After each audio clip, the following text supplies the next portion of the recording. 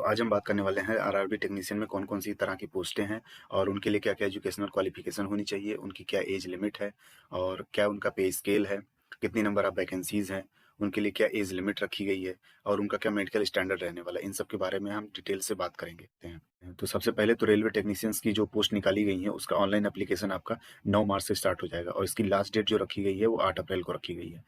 और देखते हैं यहाँ पे रेलवे टेक्नीशियन की 2 पोस्टें निकाली गई हैं। एक तो है आपका ग्रेड ग्रेड 1 में और दूसरा है ग्रेड 3 में। तो आपको बता दें कि रेलवे जो है अभी तक टेक्नीशियन की ग्रेड 3 की ही वैकेंसी को निकालता था। इससे पहले कभी भी ग्रेड 1 की वैकेंसी को नहीं निकाला है।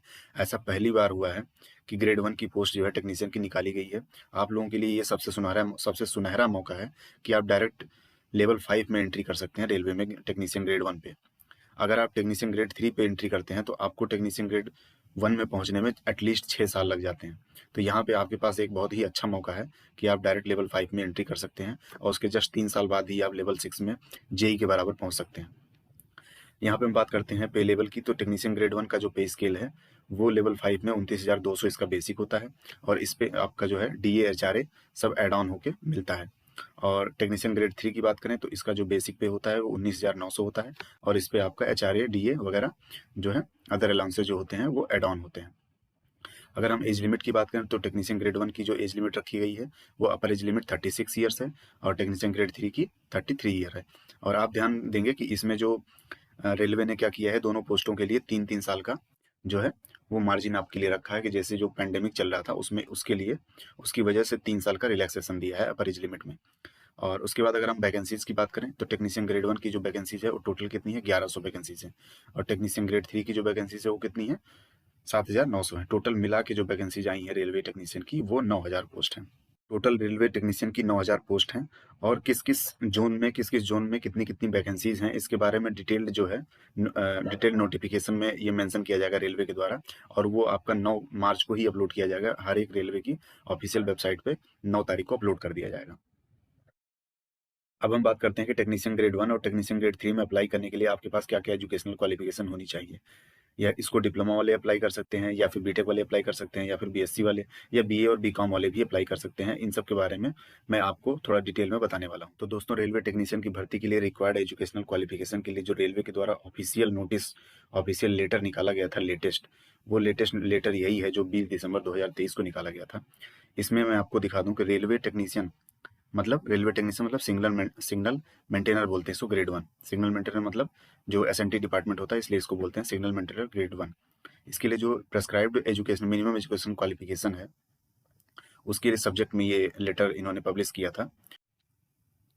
तो टेक्नीशियन ग्रेड 1 के लिए रिक्वायर्ड एजुकेशनल क्वालिफिकेशन में क्या है कि आपको बीएससी पास होना चाहिए, या फिर ये फिजिक्स में हो या इलेक्ट्रॉनिक्स में हो या कंप्यूटर साइंस में हो या इंफॉर्मेशन टेक्नोलॉजी में हो या फिर इंस्ट्रूमेंटेशन में हो। लेकिन अगर किसी के पास में बीएससी का, अगर ये जो स्ट्रीम्स हैं इनका अगर कॉम्बिनेशन की अगर किसी के पास में बीएससी की डिग्री है तो वो भी टेक्नीशियन ग्रेड 1 की पोस्ट के लिए एप्लीकेबल हैं, वो भी अप्लाई कर सकते हैं। और साथ ही साथ एक बात और है, और साथ ही साथ क्या है कि अगर जैसे यहाँ पे नोट में इन्होंने लिख के दिया था कि candidates having qualification of diploma या degree in engineering with in the above basic streams, जैसे ये जो स्ट्रीम इन्होंने बताई physics, electronics, computer science, information technology, instrumentation में अगर किसी का डिप्लोमा है या डिग्री है या फिर combination of the any of the above streams, अगर इनमें किसी का कॉम्बिनेशन में भी अगर डिप्लोमा या डिग्री है तो वो भी इस पोस्ट के लिए एप्लीकेबल हैं।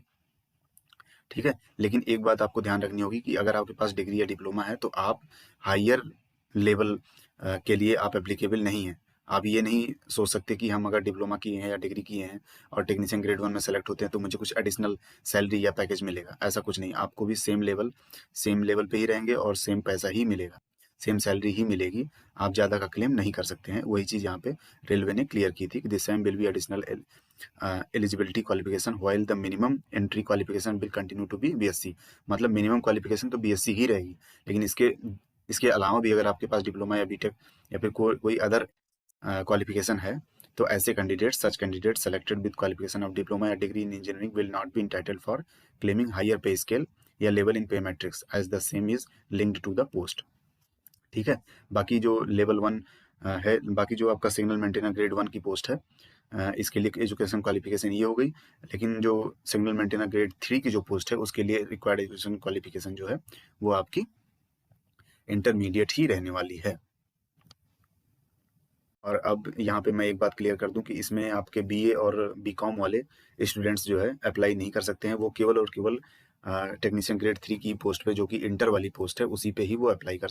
तो दोस्तों ये रही टेक्नीशियन पोस्ट के लिए एजुकेशनल क्वालिफिकेशन की बात। और टेक्नीशियन की पोस्ट, रेलवे टेक्नीशियन की पोस्ट एक बहुत ही अच्छी पोस्ट है, एक बहुत ही अच्छी अपॉर्चुनिटी है रेलवे के द्वारा जो आप लोगों को मिल रही है रेलवे में जाने का और रेलवे में जॉब करने का। एक सेंट्रल गवर्नमेंट की जॉब है, बहुत अच्छी अपॉर्चुनिटी ये भी है कि अगर आप रेलवे में एंटर कर जाते हैं तो आप 2 से 3 साल बाद प्रमोशन का एग्जाम देके या फिर इंटरनल एग्जाम देके आप जो है ऊंचे पोस्ट पे भी जा सकते हैं। तो इस अपॉर्चुनिटी को ग्रैब कीजिए और फॉर्म को फिलअप कीजिए और तैयारी करते रहिए। अगर आपको कोई भी जानकारी चाहिए हो तो प्लीज़ कमेंट बॉक्स में डाल दीजिएगा और मेरे चैनल को लाइक एंड सब्सक्राइब जरूर करिएगा। धन्यवाद।